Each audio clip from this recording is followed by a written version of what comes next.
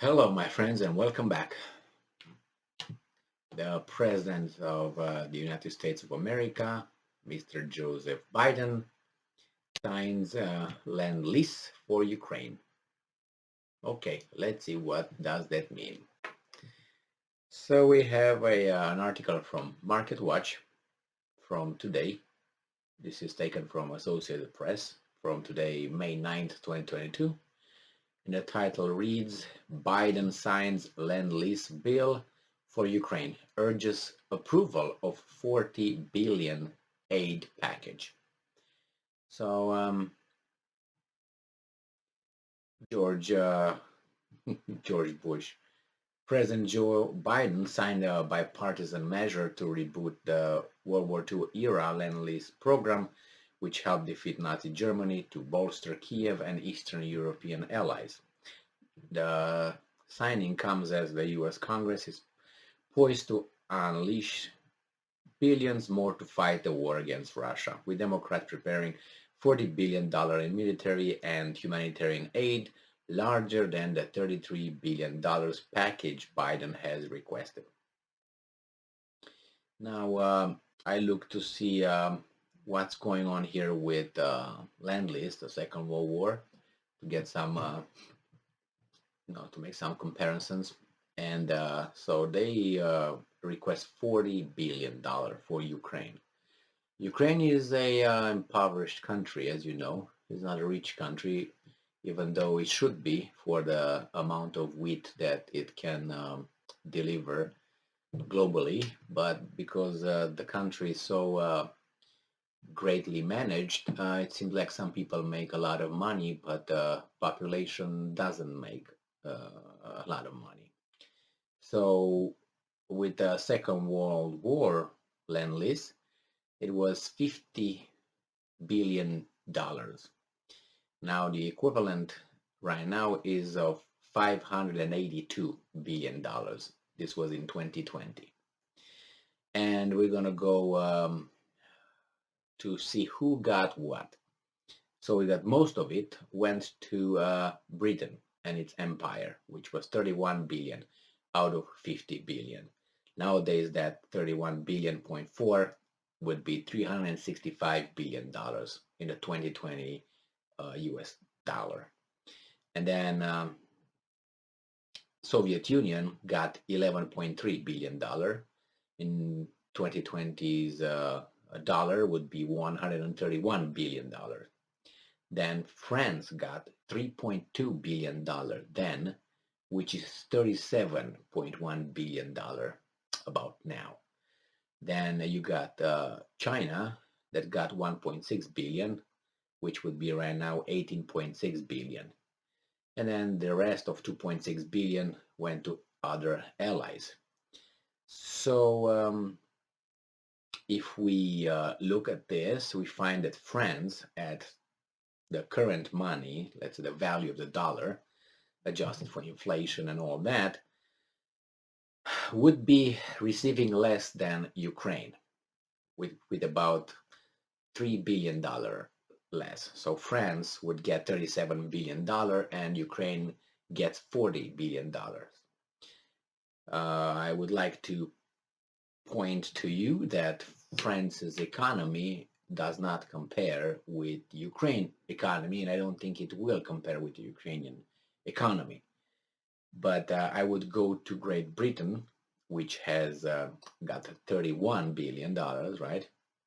And we find out when Great Britain and the Soviet Union paid their Lend-Lease. I was looking online and tried to find France because France is comparable to Ukraine to make an estimate how long would it take for Ukraine to pay it back with its strong economy. But I couldn't find anything about France. But I found for Soviet Union and Great Britain. I found someone online saying that Great Britain never paid back its Lend-Lease, but according to Wikipedia, which is the easiest and they don't lie, they said they did. So I found here that actually Great Britain finished the last payment um, on December 29th, 2006. So, and I also found out that the Soviet Union also paid its debt.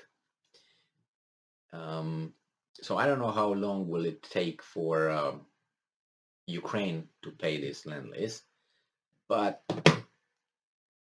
someone said that these countries are vassal states to the United States, and not only because they follow orders, but they will be economically at the whim of the United States, which is, I guess, what can you do, right?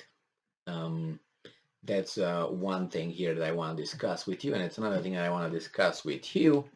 We have a very, very, how should I put it, naughty, but naughty is a very mild euphemism to say what I would like to really say about this person. And this person is no other than Lithuanian foreign minister. So this is an article from Associated Press from today, May 9th, 2022, and it says during an interview, the foreign minister of Lithuania. Lithuania has what, 2.5 million people population, a city, calls for regime change in Russia. This young guy, I don't think he's 35, but nevertheless, he's the foreign minister of Lithuania, a country even younger than he is, not younger, smaller, you know what I mean, says that Putin needs to be changed, he needs to get out, and someone else should come in, but he didn't have any ideas who might that be. And he said he's afraid that someone else might rise into his place that would be even worse. This gentleman's name, the foreign minister, his name is Landsbergis or Landsbergis. This is the foreign minister's name, who wants a regime change in a country of about 145 million people, with his country of 2.4 million people or something like that. This is, I mean, they can ask that, but then I know that since Lithuania is a country who abides by democratic principles, would respect other countries to abide by the same principles of democracy. And the Lithuanian foreign minister, I don't think, would have anything against Russians exercising their democratic way of electing their officials. So Mr. Ledzensi Zabalensky, whatever his name is, the foreign minister, can have an opinion, but his opinion is not very democratic. His solution, let's put it this way. So for such a lover of democracy, and he's part of the free world, he has some very authoritarian ideas and methods to deal with other countries' leaders that he has nothing to do with. I don't think that he would be okay if it would be Liechtenstein calling for regime change in Lithuania for whatever reason they don't like, Lithuanian government. Or let's say another country should say that we don't like Lithuania for whatever reason. We don't like it. So the regime should be changed somehow. Not by vote, but somehow. So these are the leaders who show their colors, who just pretend, they love democracy and freedom and all that. They're very quick to call for regime change outside of their country.